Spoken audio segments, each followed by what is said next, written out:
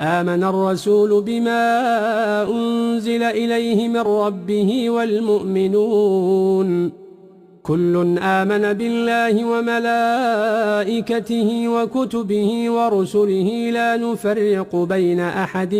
من رسله وقالوا سمعنا وأطعنا غفرانك ربنا وإليك المصير. لا يكلف الله نفسا إلا وسعها لها ما كسبت وعليها ما اكتسبت ربنا لا تؤاخذنا إن نسينا أو أخطأنا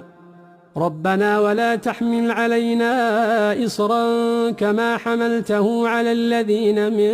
قبلنا ربنا ولا تحملنا ما لا طاقة لنا به